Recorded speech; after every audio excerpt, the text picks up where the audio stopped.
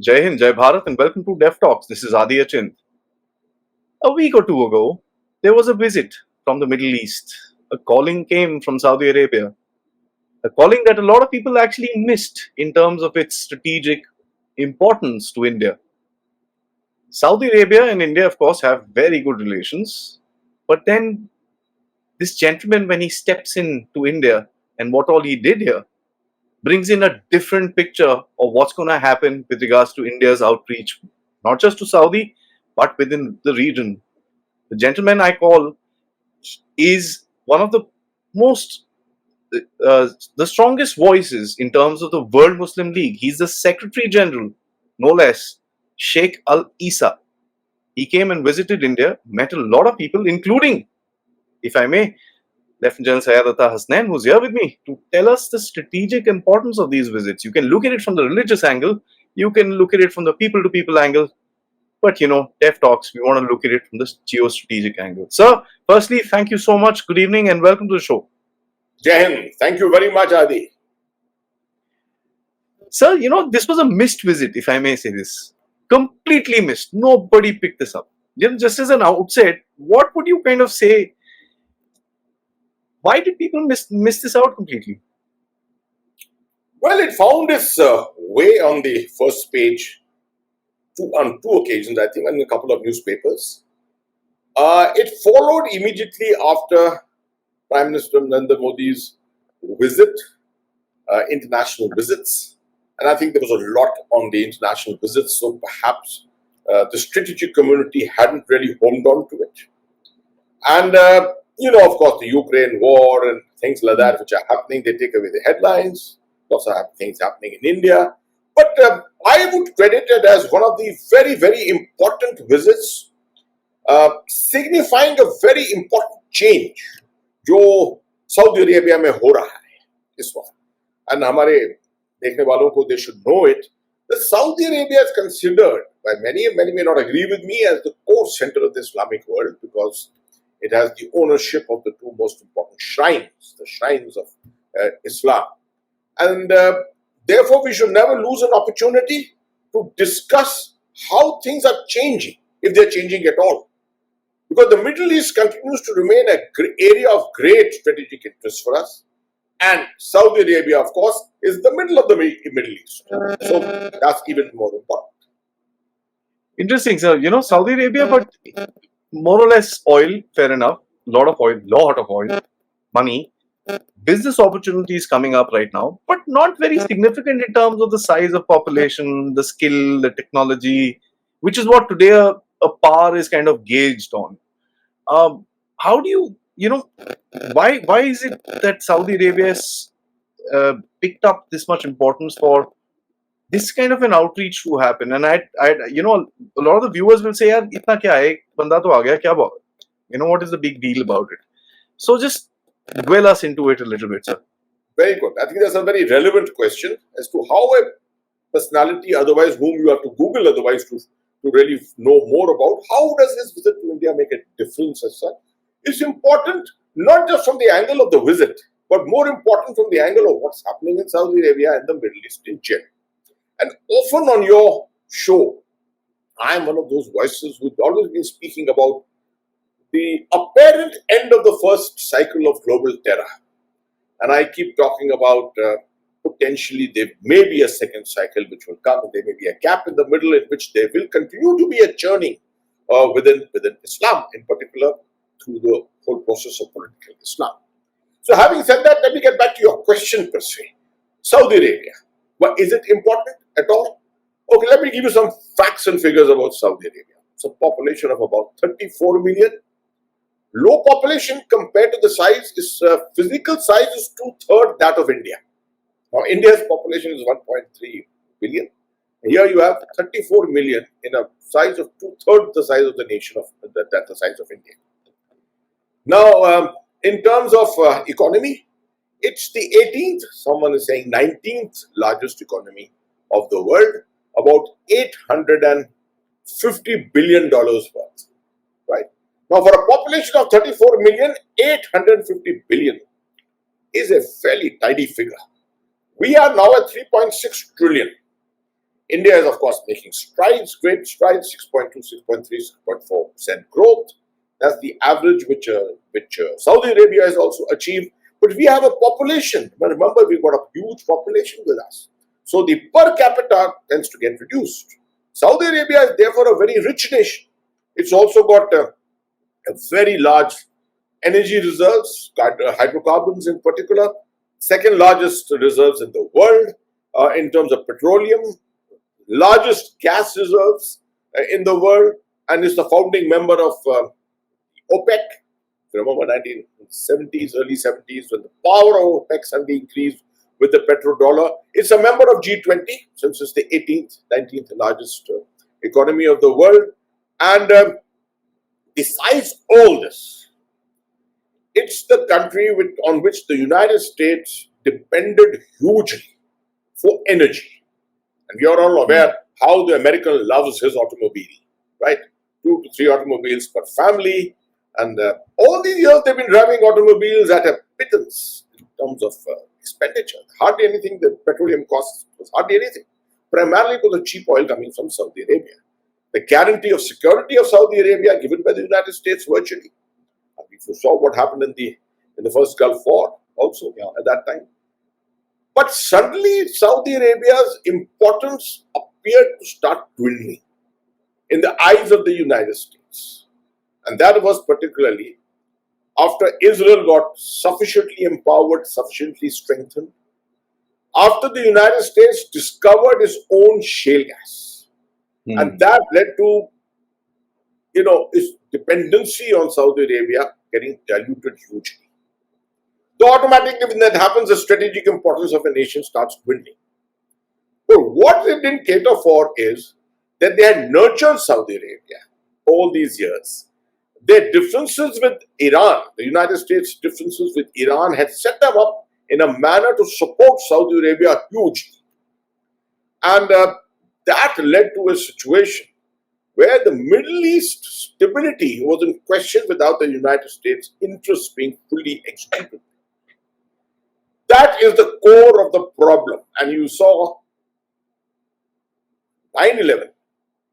15 of the 19 terrorists who were involved in the 9/11 tragedy were Saudi citizens. A huge investigation also went into that, although the CIA, the FBI, everyone who investigated it gave Saudi Arabia a clean chit subsequently. But that seed of suspicion was sowed there.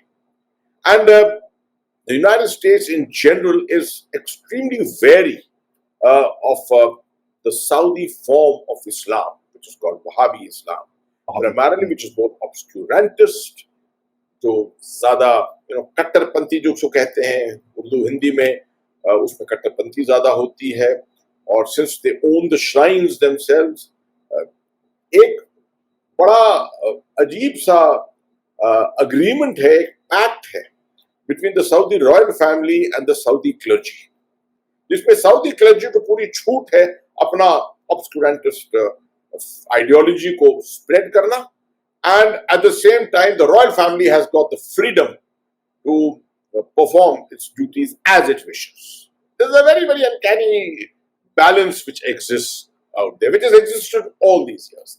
This seems to have got upset in the recent past. MBS has been doing a lot, sir. He's a busy man. Sir, you mentioned about the US. US, थोड़ा सा इस topic को आगे जाने से पहले I think एक baseline बनाना जरूरी है. Saudi Arabia today, to my mind, kind of feels left out from the US because personal relations between the two leaders are pretty bad. They're icy, frosty relationships. Dusra, sir, is it trying to hedge its bets, kind of, going into that multipolarity sort of a thing? Where did US go wrong with this whole game? You are very right in assessing that ये कुछ personality basis के ऊपर है. You see, a power struggle came up within Saudi Arabia 2017, 16, 17 odd, when the reigning crown prince at that time, he was suddenly in a virtual coup d'etat, you could say. Prince Mohammed bin Salman, son of the king, overthrew him he was the nephew of King, the current king, overthrew him in the sense that did away with him in the lineup of succession. Hierarchy. And as a 31-year-old young man, he established himself in no uncertain way as the de facto ruler of Saudi Arabia. He was in very good league, very good coordination with President Trump. But there's one incident, if you remember, which you recall, the incident of Khashoggi, the famous journalist, famous Saudi journalist, which led to a lot of undoing of the goodwill that he had been able to create. And particularly with the current President Joe Biden, who took it very, very seriously and vowed to get this investigated. Of course, he has not taken it to the end. But that upset the relationship to a great extent. Right? The kind of, transformational relationship that existed between the two countries, interest-based relationship, got diluted in a huge way. So what's happened is the United States actually got a reasonably frosty relationship with Saudi Arabia and now a reasonably frosty relationship with Iran. Both sides of the divide, the civilizational sectarian divide, and is essentially a great friend of Israel and of course the UAE. And that just, we need to remind ourselves, India is also a member of that IIW.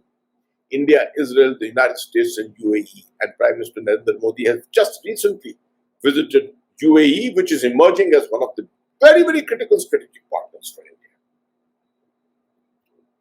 You know, sir, one of the things, now let's get to the Sheikh himself. He came here, a lot of photo-worthy moments. He met everybody. I also know you have had an interaction with him. We'll talk about that because that's like the culmination of this episode. What was the reason and what are we trying to do here? I have not been able to put my finger on the bigger plan. What did he say? What is it that we are trying to do between both the countries here? देखिए इसका एक backdrop है और ज्यादा थोड़ा और backdrop में जाना पड़ेगा जी. Saudi Arabia is changing under MBS because what happened was that the Saudi economy started dwindling, diluting, and they realized, Prince Mohammed bin Salman very correctly realized that you can't ever be dependent on energy as the only source, the only resource on which you can base everything. Here you have the UAE, which has no oil, a very sprinkling of oil somewhere, and yet it's developed itself on the basis of entertainment, trade, research and development, intellectual activity, academic pursuits, all kinds of things like that. This is exactly how Singapore has developed itself. Yeah. Right. So Saudi Arabia had everything going, in terms of resources, but was depending too much on that. What the coming of MBS, what it has done is given a different direction. There's a vision 2030 जो Saudi Arabia ने निकाला है और उसके अंदर clear है कि देखिए सोसाइटल डेवलपमेंट बहुत जरूरी है, इकोनॉमिक डेवलपमेंट बहुत जरूरी है, which is free of just gas and hydrocarbons, sustainable and sustainable, yeah, and at the same time also the continued interest in the development of society and the nation as such. Yeah, 3-4 aspects they have put together into a vision document, and 2030 they hope that by then their dependence on oil and energy will reduce to a very large extent, and they will start being more dependent on other domains for their comprehensive. आप देख रहे हैं कि सब खुलापन आ रहा है वहां पर. The position of women is changing. Entertainment आ गया, Formula 1 आ गया है वहां पर, ठीक है, और दुनिया के बेहतरीन फिल्में हॉलीवुड की और सब वहां पर पहले रिलीज होती हैं जाकर आजकल सऊदी अरेबिया में. So these controls have all gone. जो सोसाइटी पहले जाती थी दुनिया भर में अपने आप को एंटरटेन करने के लिए, आज वो वहीं जद्दा में और रियाद में वहीं पर वो एंटरटेन हो जाते हैं. So this is a huge change happening. The Saudi clergy could not have been happy about this, right?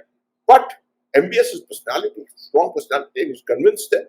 And obviously some kind of a pact has emerged in this, whereby the prince is given the freedom to continue functioning and we continue doing is development, and the clergy is accepting this dilution of the obscurantist ideology which was flowing primarily from Saudi Arabia. और जब ये flow हो रही थी, इसके ऊपर control हो गया है, तो दुनिया भर इसको देख रही है कि is this the churning of Islam that we were looking at? Is this the moment we were all looking at where reformation in Islam would take the primacy? क्या ये वो वक्त आ गया है? Now the visit of Sheikh Issa to India came out of the blue, but it came timed very well after the visit of Prime Minister Narendra Modi to the United States. And thereafter, the message going home very clearly from him that things are changing in Islam. Now, he is the Secretary General of the, as you said, the Muslim World League, or World Muslim League, I can't really recall. So, he is the president, he is the Secretary General of that. This entity, this league, is known to be the promoter, earlier years was the promoter of the Saudi ideology. Today, it's no longer that. Because Sheikh Issa, when he came here and is messaged here, he has met people from every faith. He's gone to the Akshardham temple. He's met intellectuals across the board. He's met people from every think tank and conveyed a clear message. And that message is that, see, Islam had earned a bad name for itself. And it needs to retract from whatever activities were happening in its name. It needs to retract. And that there was insufficient energy shown by those who were countering all this movement of violence, etc., militancy within Islam. There was insufficient energy shown by those who were countering it. It needs to be countered.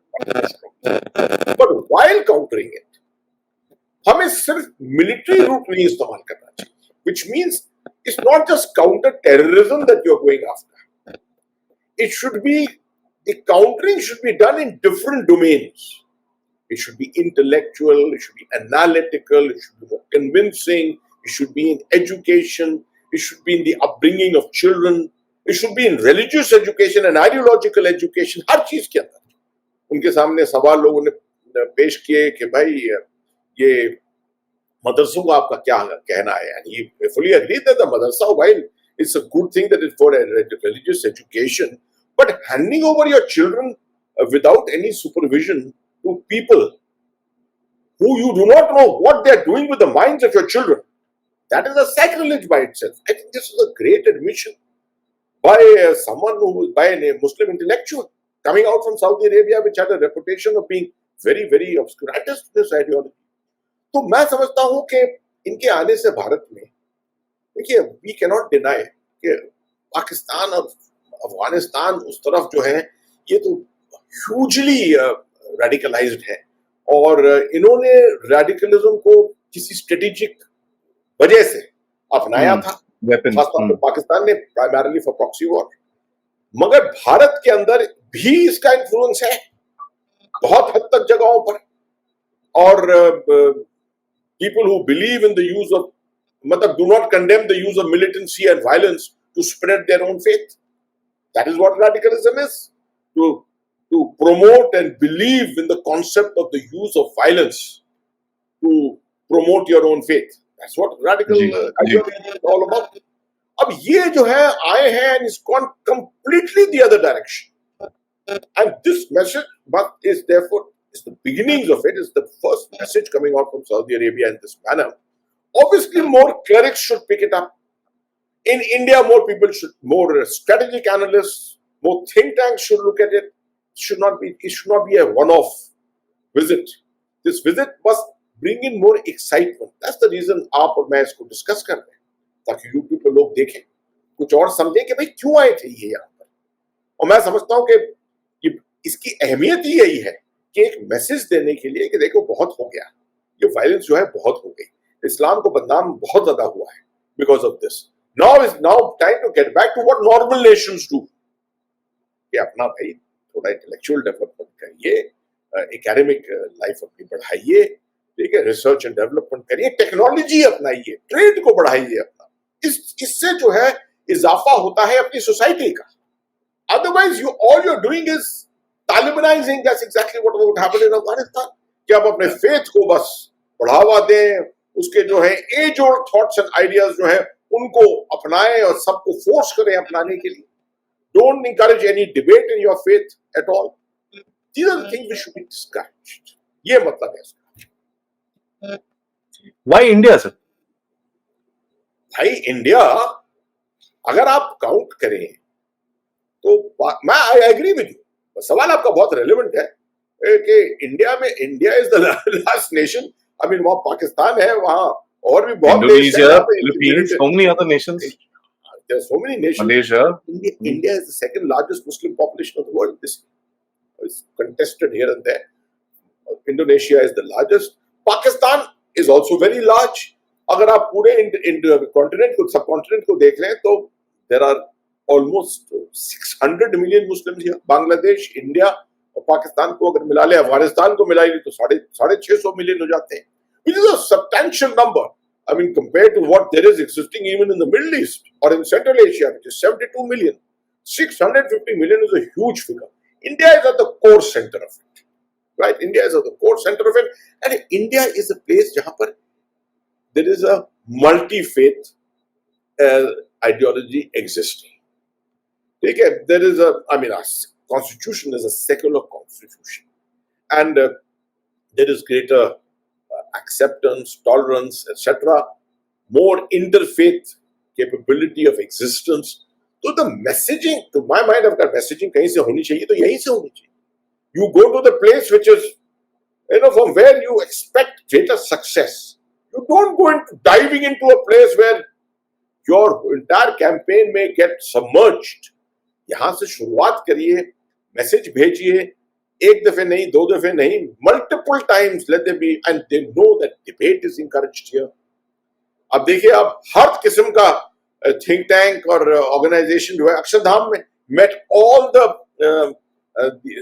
Hindu clerics there और Jain clerics के साथ मिले, सब मल्टीफेथ सबके साथ मिले और यही चीज थी उनके and he was repeatedly talking about these things, was questioned extensive कि भाई बहुत हो गया है. Now we need to adopt a different line of existence of the faith itself. That's very interesting because अब जो एक डिबेट के बारे में जो आप बात कर रहे हैं that is very critical to start because अगर आप जब तक डिबेट नहीं करेंगे, डिफरेंट आइडियाज नहीं आएंगे तो how will you kind of build on to your what you want to do. इसमें सर एक चीज मेरे को आपको पूछनी है before I get into the आपकी meeting. I want to ask you what's the China game in this. Is there a China angle to this? Because South is also China के साथ काफी चल रहा है. What is the China angle? It's almost like a throwback. United States के साथ थोड़ी अनबन. ये it's not as if के United States और सऊदी अरेबिया के बीच में संबंध बिल्कुल ही बिगड़ गए. नहीं, ऐसा भी नहीं है. थोड़ा सा जैसे आपने कहा था पहले, थोड़ा सा ये वो बीच में अनबनी हो गई है थोड़ी, मगर this relationship is very much intact. And the United States has to only perhaps just enhance its energy in terms of outreach, and things can come back to square one again. But China's entry has been a throwback basically because of the dilution of the relationship with the United States. China has stepped in and fairly aggressively. ये हमने पहले भी discuss किया है कि 3 महीने लगे थे. 15 दिसंबर को प्रेसिडेंट शी जिनपिंग जो है वो गए सऊदी अरेबिया. उसके बाद ईरानियन प्रेसिडेंट जो है 1 महीने के बाद वो गए चाइना और 1.5 महीने के अंदर इन्होंने अनाउंस कर दिया. चाइना ने अनाउंस कर दिया कि there has been a deal between Saudi Arabia and Iran. They are restoring their relationship. इनकी डिप्लोमेटिक रिलेशनशिप रिस्टोर हो रही है after the famous incidents which had taken place earlier, and that they are hoping to continue taking this relationship beyond. Now, I was a little apprehensive at that time, but today I'm standing to correct myself. The Chinese moved very fast. I was thinking that शायद China की समझ जो है इस sectarian divide के बारे में इतनी इंटेंस नहीं है, मगर it seems that the Chinese had done their homework. They stepped in, they probably met the right people, And at the moment, although there are some voices coming out from Iran and also from Saudi Arabia, which I have heard, where they say it's too early to say that is a 1400-year-old difference which exists, sectarian difference which exists, can be overcome overnight. No, it's not the sectarian differences which are being overcome. It is the strategic interests which are being overcome to some extent. The Chinese are primarily continuing to buy a tremendous amount of oil from Saudi Arabia and from Iran. We are aware $400 billion का एक उनकी deal हुई है Iran के साथ पहले. तो the commercial aspect of it is very, very relevant, and it exists, continues to exist. So China has decided to play a strategic role now in the Middle East or West Asia. अभी तक उनका नहीं था, अभी तक सिर्फ commercial था. And this is linked to the sources of energy. If you remember, PLA Navy, Pakistan Navy के साथ conjunction में जिबूती, ग्वादर, चाबहार की तरफ देख रही है. ये नॉर्थ वेस्ट इंडियन ओशन का जो एरिया है, इसके ऊपर वो हावी हो रहे हैं, डोमिनेट कर रहे हैं इसको, ताकि उनकी जो एनर्जी सोर्सेज है वो किसी तरह से एंडेंजर ना हो, और ये रूट्स जो यहां से निकलती हैं स्ट्रेट्स ऑफ मलाका तक, ये उनके लिए बरकरार है. सर आपने जो ये बड़ा इंटरेस्टिंग है, बिकॉज हर चीज के अंदर आजकल जियोपॉलिटिक्स तो एक थोड़ा सा टिंज तो होता ही है हमेशा. There is always that little tinge of geopolitics in जो चीज कर लो आप. आज कोई इंसुलेटेड नहीं है, because one the world is become like that. Everybody is looking after their national interest and ये वो. अब ये डिस्कशंस भी काफी ज्यादा रेलेवेंट हो गए हैं. Sir you met him, what did he ask you as a former general of the Indian Army? What did he ask you? I had a short meeting with him, and I thought, why should I talk of anything else except my own experience? And what can I tell him from my practical experience of life? So I spoke to him about the Indian Armed Forces. मैंने उनको बताया कि अगर आप भारत में किसी चीज को देखें जहां पर टोटल ट्रांसपेरेंसी के साथ जो है मल्टी फेथ रिस्पेक्ट है, मल्टी फेथ सिस्टम फॉलो किया जाता है, तो वो है Indian arm forces. I explained to him the Saraf Dharam Sthal concept of all religions under one roof. I explained to him that I had just come back from the Amarnath Yatra, and as a Muslim, I was there trying to secure the Amarnath Yatra. I said, what better thing than that, where you find someone who's not from the faith going there to help, assist, to make sure that the Yatra goes safely. I also told him that, we have a system of our regiments, multi-faith units, which are commanded by a commanding officer. Like I told him, I as a Muslim commanded a pure Hindu unit, but my troops were totally aware of this fact that I'm not a Hindu, but yet the respect never dwindled. We had great respect for each other's faith. And I did mention to him those famous stories, which I have always mentioned on television also, that the Sunday morning mandir would not ever start without my being there, and my holding the arti ki the thali in the morning, and only then will the puja start. So these stories were all told to him. I also told him, which I thought is very important for him to know, about our handling of Kashmir. That we handled it in a manner that needs handling, the way it needs to be handled. We did not use just unbridled violence. We used the technique of hearts and minds to a very great extent, the outreach to the people. But I made him aware that there was a sponsorship to this. There was a proxy war which came from the other side. Their whole idea was to convert the valley to a very radicalized ideology, and that we were battling that to make sure that ideology, our Sufist middle path ideology, does not change. And I'm sure you would have loved to hear this from me, both as a military professional and as a Muslim, both things. So I thought, instead of going into geopolitics here and there or any other issues, why not just talk to him about things which I have a mastery over? and convinced him on that. I think I succeeded in that. And he went away. He says, I know nothing about Kashmir. I'm glad कि आपने मुझे बताया है इसके बारे में. इतनी चीजें मुझे समझ मेरी बढ़ गई है इसके बारे में. और Indian Armed Forces, I mean, he चुमोड my hand as they call it, हाथ पकड़ को चूमा. भाई आप जैसे लोग चाहिए दुनिया में, जो कमांडर इस तरह के होने चाहिए, who can respect their troops, respect all ideologies and beliefs of different groups. So I think he went away from here quite convinced about India and India's middle path, the manner in which India follows the middle path. And I think this is a churning in Islam, the reverse churning in Islam, which is taking place. We should support it completely. We should encourage more Indian Muslims to support it too, so that we see a much more tolerant form of Islam emerge around the world, shorn of militancy. That's the most important thing, shorn of militancy and accepting with greater tolerance. The interesting thing that is there is a bottom line, Saudi Arabia being the leader of Islam in Middle East, apart from of course, the Iranians who are of opposite thought process, but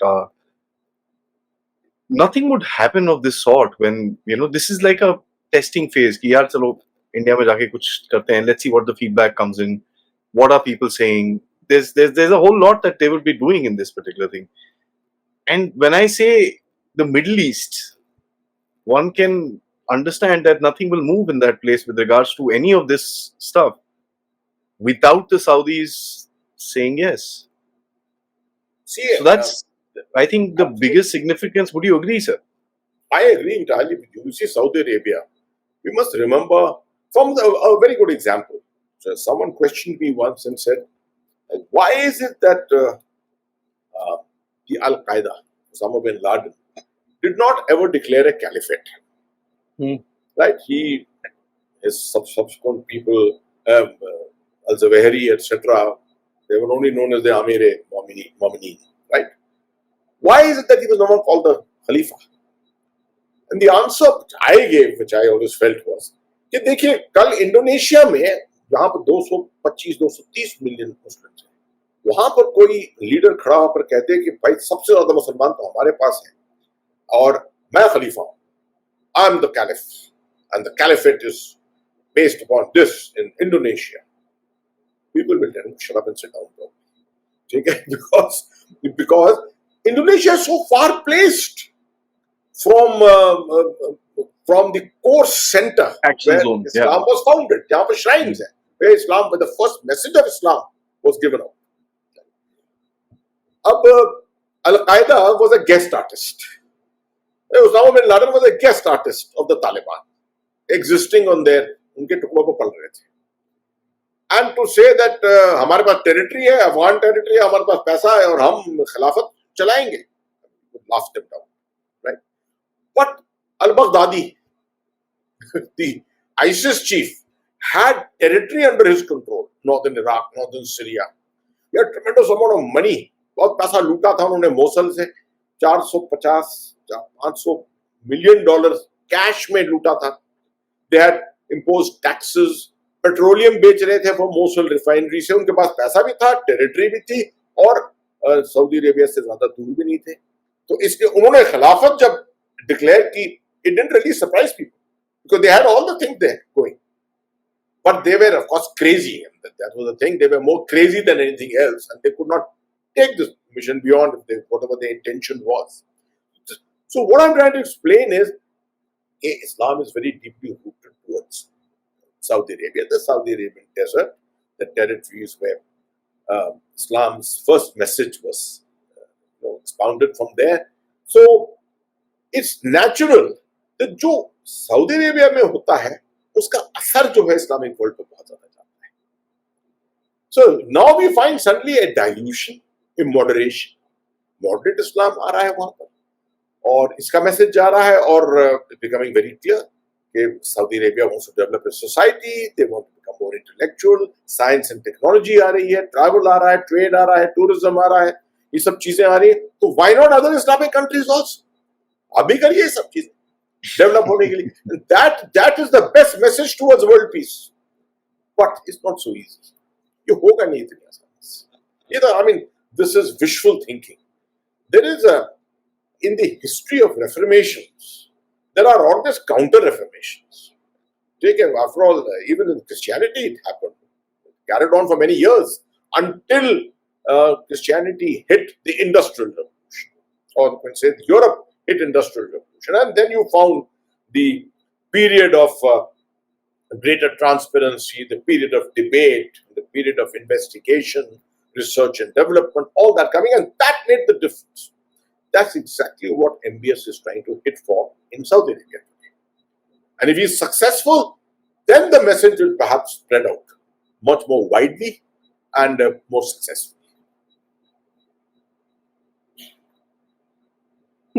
That's quite interesting. This is going to be a nice long game because nothing is going to get sorted overnight, and that's something which is, of course, known. But one needs to keep a track of these developments. ये जो चीजें छोटी-छोटी होती रहती हैं, इनके बारे में थोड़ा सा ट्रैक रखें तो आगे कुछ होता है तो term इस्तेमाल किया ना, you just used the term कि this is going to be a long-term thing. Yes, absolutely. The Americans called when at the height of 9/11 and beyond, they called this war against radical political Islam as the long war.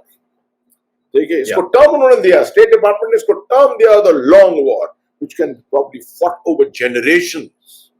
We are seeing that very early, within 20-30 years, it is getting arrested slightly. Which is why I always say, कि देखिए, if you are aware of the history of reformations, you will know that there will be counter-reformation, there will be attempts to try and bring back the same ideology again, and that will lead perhaps to the second cycle of global terror. तो जो अफगानिस्तान में हो रहा है, जो पाकिस्तान के western areas में हो रहा है, इसके ऊपर निगरानी रखिए. तो इसको अगर आप निगरानी नहीं रखेंगे तो एक दिन ये आकर आपके ऊपर असर करेगा. Thank you, sir, for that message. बड़ा I mean, this can be very vulnerable times. या तो things become okay or things go south. Absolutely. Because हमारा जो neighborhood है वहाँ पर जिस तरह से चीजें जा रही हैं, एक तरफ हम अच्छी बातें करते हैं, दूसरी तरफ वहाँ तो they're going down actually backwards. हमारा intention यहाँ, you and me for discussing this has been very clear. It's not a warning or anything like that. It's a sensitization of people. It's a sensitization कि अच्छी चीजें हो रही हैं, मगर इसको थोड़ा support करिए और अच्छी चीजों को और बढ़ावा दीजिए. किसी वक्त मगर नजर डालिए उन जगहों पर जहां से नेगेटिविटी निकल रही है, अभी भी निकल रही है, and ensure that within the fold of India, Hindustan के अंदर ये चीज जो है नेगेटिव किसी तरह के ट्रेंड्स जो है ना, वो शुरू में ही अरेस्ट हो. I think that's the message of the show, sir.